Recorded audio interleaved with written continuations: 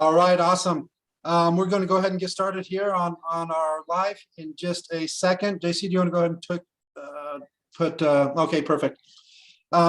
This is probably one of our most requested Facebook Lives or Zoom calls we've had in a long time. You know, so many people are so excited about BECO and the fuel tabs, and there's always just a little bit of questions that people have, or maybe people are a little bit worried about a couple things. So we thought, who better to do a Q&A with than our partner in this endeavor and the person behind these fuel tabs, as well as a lot of other absolutely incredible products that we may be bringing on later. So we're going to do a Q&A here.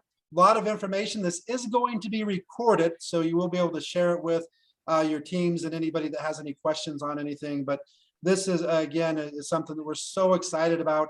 As you know, I've been full-time in this industry for almost 30 years now, and this is probably the best timing I've ever experienced in any type of product, and taking something to the entire world at the absolute perfect timing. But there are always just a few questions. So I want to introduce Lawrence Kahn, who's our partner here, and who we're able to bring this amazing product into the marketplace with. And so, Lawrence, will you first just tell everybody maybe a little bit about your background, introduce yourself, how you became involved here with BECO, and a little bit about the product that you've developed here. Sure, and thank you, Dan. What a great opportunity, and hello, everybody. My name is Lawrence Kahn. As Dan mentioned, I'm actually originally from South Africa, although I've lived here for 43 years, I think. In any event, I'm the co-founder and principal of a California-based company called Pro1, and we're the manufacturers of proprietary lubrication and fuel technologies. My partners and most of the folks in my company have strong backgrounds in motor racing, which is where these products were originally developed for NHRA, which is drag racing, NASCAR, and others, including boat racing. We market these products to industry, including the oil and gas industry, actually. We sell our lubricants to lubricant companies like ExxonMobil and Shell, and even Saudi Aramco for use in their drilling. But our fuel technology is sold primarily for trucking and engine applications in industrial. So we partnered with BEPIC, and we're so excited about this, to bring this technology to hundreds of thousands of consumers who, Dan, as you mentioned, could never have imagined a moment in time where they'd see gas that, at least in California, here is about over $6 a gallon if you're lucky.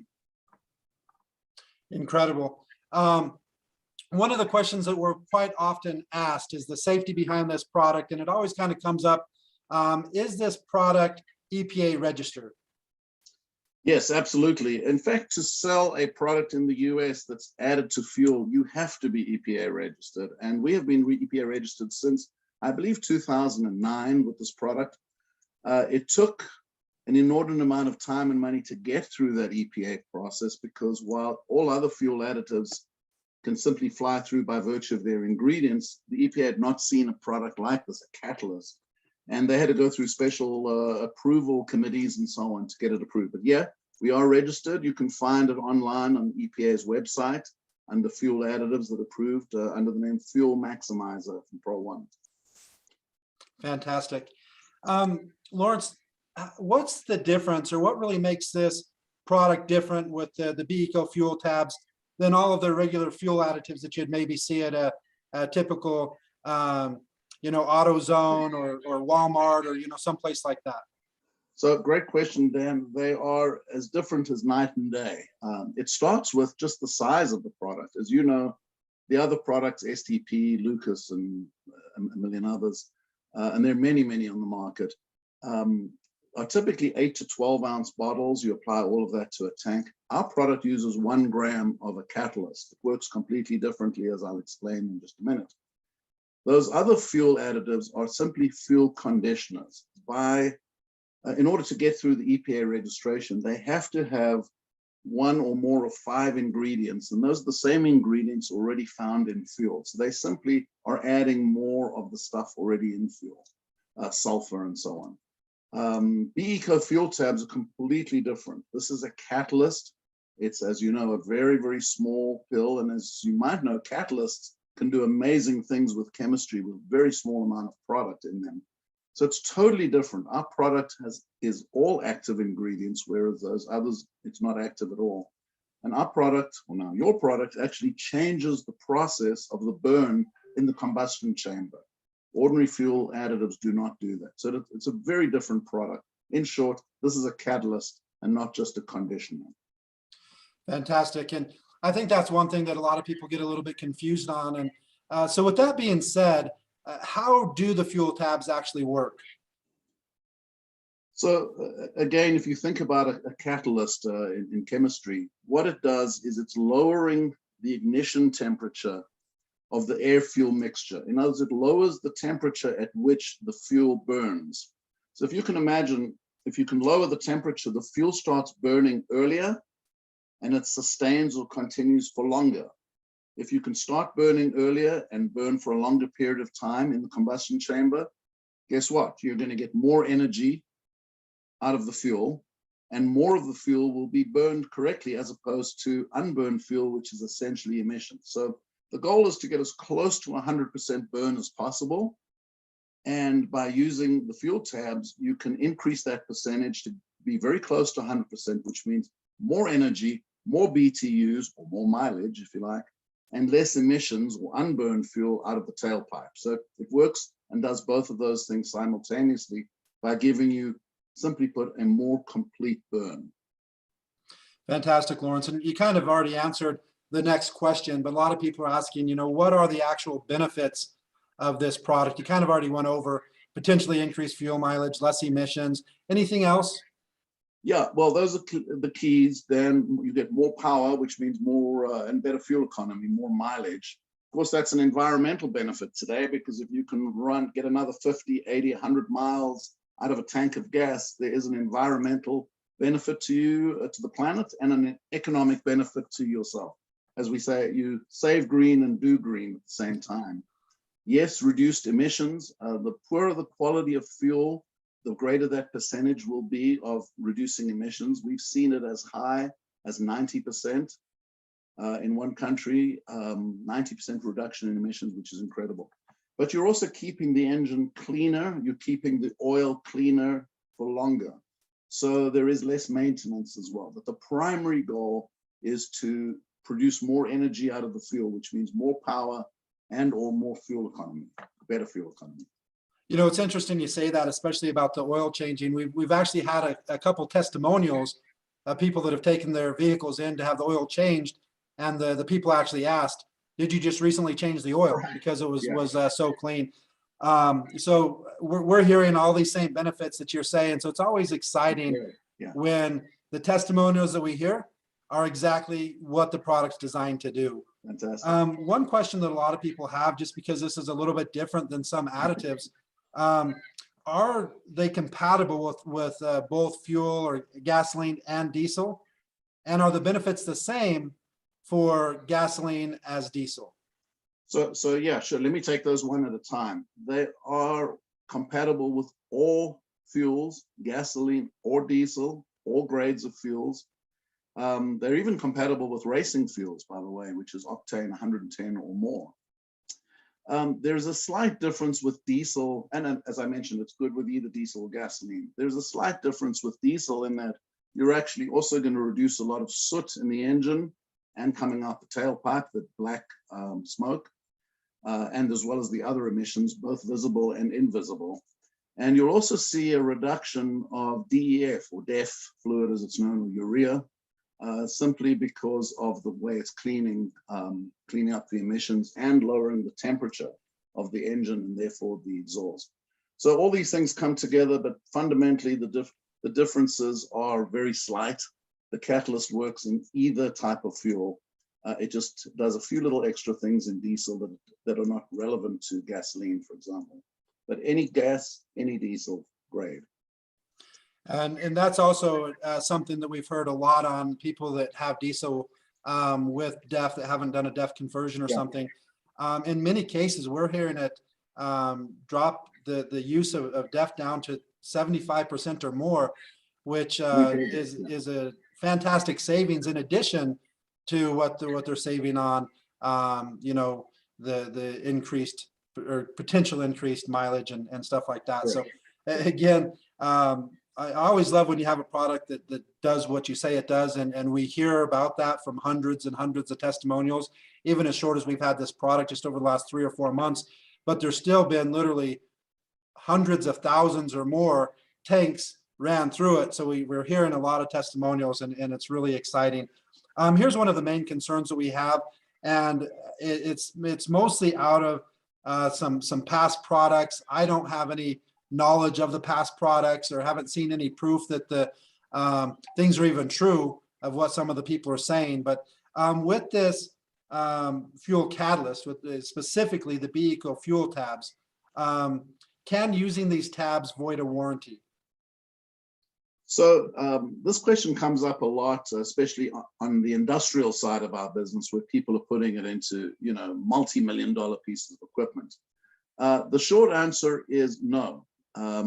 It cannot void a warranty. In fact, there is legislation in the US called the Magnuson-Moss Act, which specifically prevents a manufacturer of an OEM of a vehicle from voiding a warranty just because somebody used an additive. They actually have to prove that the additive caused the problem in the first place. I will tell you that companies like Lucas, STP, and many others would not be around if this was the case. So absolutely, they cannot void a warranty, nor is there any need to. All we're doing with this product is improving the fuel quality and allowing the engine to run more optimally. We're not changing the engine. We're certainly doing no harm to the engine. One other point, we have been marketing this and our other lubricant products for 15 years almost. And of course, we have, you know, tremendous product liability insurance because of the nature of the customers we deal with. And I will tell you, we have never had a claim, not one claim in 15 years, and none of our customers have ever made a claim. There is no harm that can come from using this product, only good. And either way, the OEM cannot void the warranty by law. Fantastic. And I think that's one of the most common questions that people have is, how do I know this isn't going to damage my vehicle?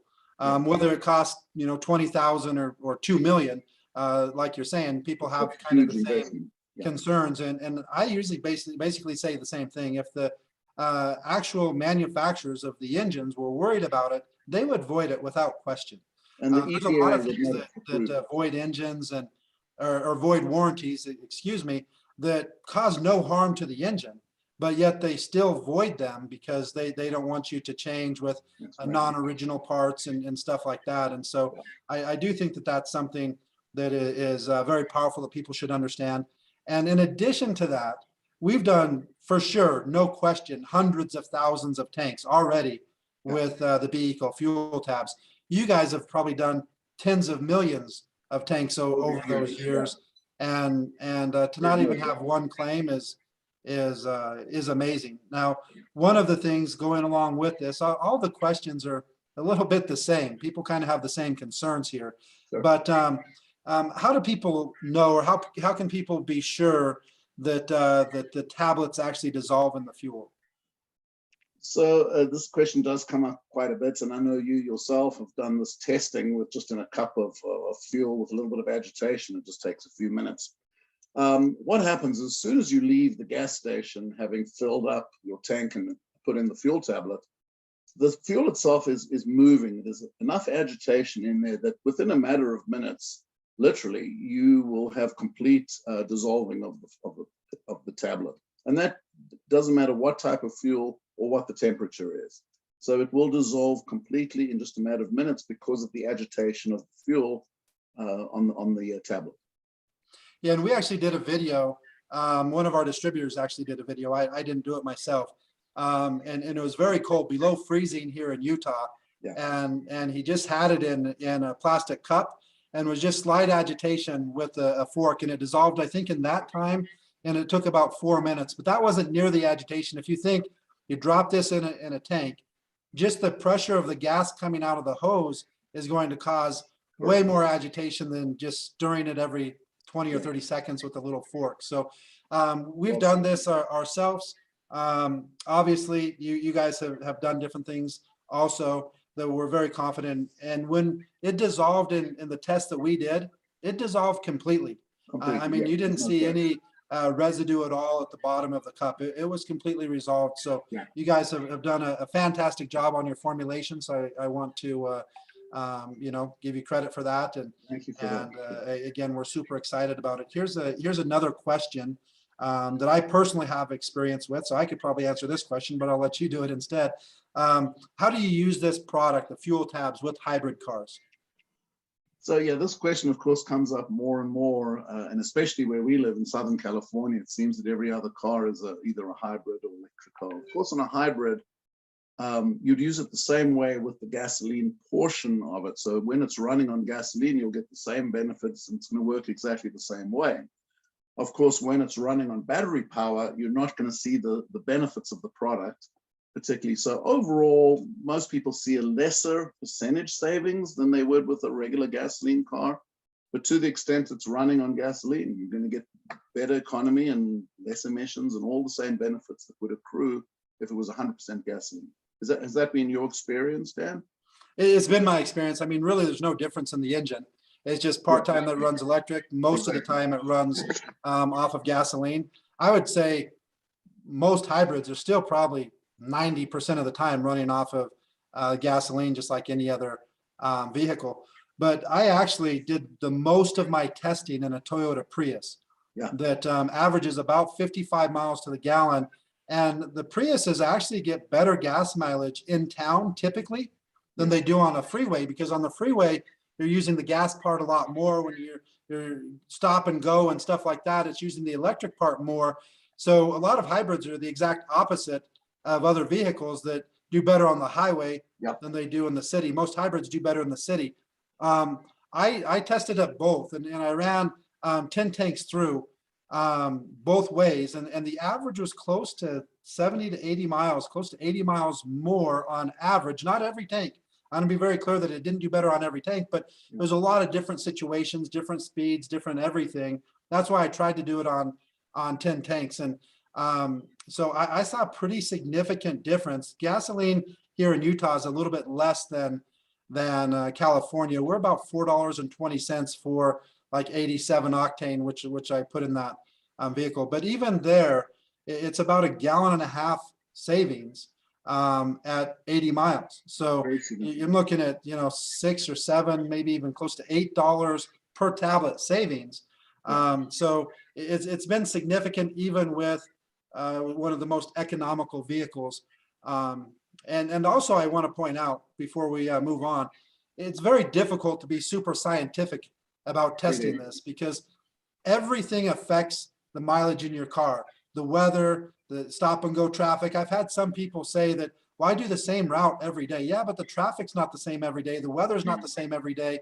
All of these other issues are not the same every day. So it doesn't work, you know, as scientific by us just trying to test ourselves. So that kind of brings us to this next question. And it says, you know, sometimes we're getting testimonials of people saving 10 to 20% on their gas, and others don't see any savings at all. I think part of that personally is because it's very difficult to track, because you have to track so much more than just your mileage based on the weather, how fast you're driving, how the traffic was, did you know, run into a store and leave the car running. All of these different things affect that. But would you just give your thoughts on that? Why are the improvements quite different from person to person? No, and you've certainly hit on some of them, Dan.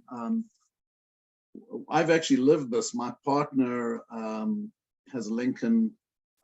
He got 22 to 25% consistent improvement, and he does have the same commuting route, pretty much identical every time.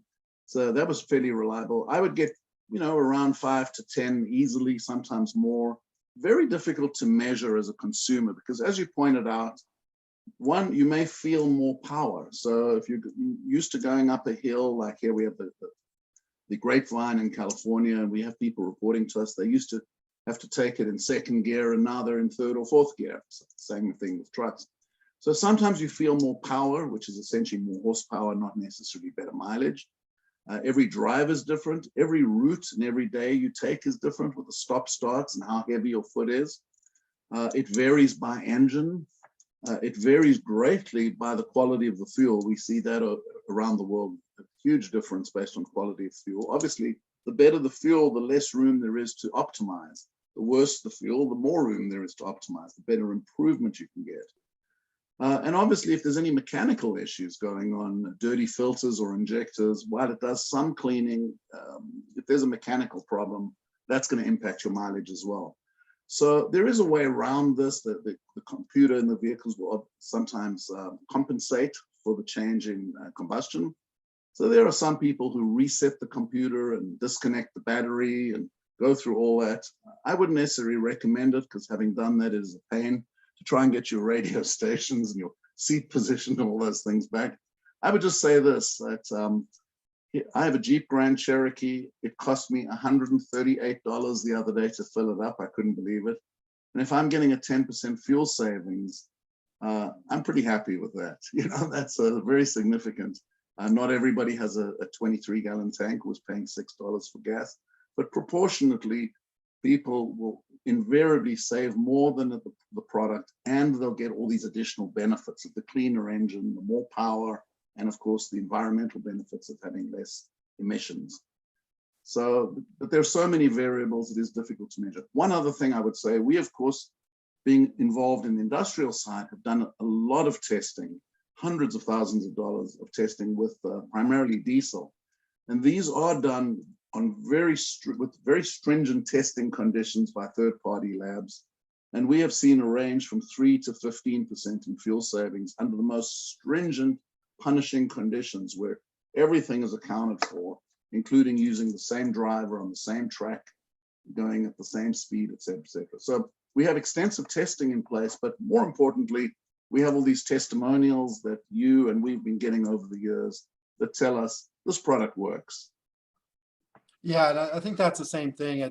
It's kind of like one of those things that it is hard to tell every single time. And I always tell people, I can say what it's done for me, but I also admit my testing is not very scientific. This is me in my car driving under no controlled conditions. But we have so many testimonials.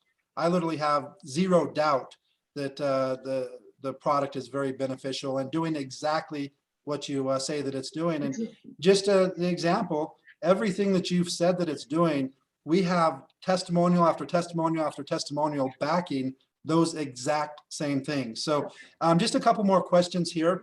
One of them, because some of the newer tanks are a little bit different with no cap and stuff like that, how do you recommend, or how do you put the pills in if you have a double capless tank? So this is actually pretty easy, and there are two ways to do it, and it's really up to you. One is you just slip it or insert it behind the flap, and then of course, as soon as you put the fuel nozzle in, it's going to push it through and then blast it with fuel coming out of the nozzle. What some people do is they put the fuel tablet in the nozzle itself. Sometimes you just crack it in half if it doesn't fit in, but that's usually not necessary. But between those two techniques, it's going to work every time. You won't have any problem with it getting stuck and not reaching the fuel. The fuel nozzle will take care of that from the gas pump. Yes, and I have a truck that has that exact thing, and I just pushed it in with my thumb. No problem. Very easy to do. Yeah. Just a couple more questions here. One is how much should I use? And a two-part question here, can I use too much? Yeah, so this is it's very clear, and I can give you a very straight answer on this. You want to use one tablet per 15 gallons approximately. It wouldn't matter if it's 13 or 17. We do recommend you double dose the first time, and that's because you get the additional benefit of the cleaning that happens with it. So first tank full, we recommend a double dose. Thereafter, one tablet per 15 gallons. Now you say, well, what if my tank is only 10 gallons? It's not going to hurt it. You can still use a tablet. Now, if your car has a 25-gallon tank, use 2 tablets. You cannot overtreat it. You may not get much gain at a certain point, meaning it can only do what it can do up to a point. But there's no harm in overtreating it if you need to. So 1 tablet per 15 gallons or 60 liters roughly is a rule of thumb that I would stick to. But if you overtreat it, it's not going to harm it, and you may actually get better results to a point. Yeah, great information there. Just as an example, my Prius has just barely a 10-gallon tank. I use a full tab, but I have another vehicle that is a twin turbo V8 Mercedes S63. It has like a 21 gallon. I've still just used one tab in there and got noticeably different results. So I think that probably that one per 15, 16, 17. But I've even done one per 20 and got good results. So, but it's good to know that I was kind of worried that because of not being 100% confident in everything dissolving perfectly, that I was always kind of on the side of using a little bit less. A lot of times I'm the opposite. Most of the time I'm like, well, if one's good, then I'll use 3. But on this, I've been a little bit more conservative. So it's good to know that you can kind of go in either direction and still get benefit. 2 more questions here. And I think from all the things that you've already talked about, I think I kind of already know the answer to this, but can this help with smog checks? Yeah, actually, we have dozens probably of testimonials of people, both in our company as well as folks who've used the product, who had this exact experience. They had an old car that failed a smog check.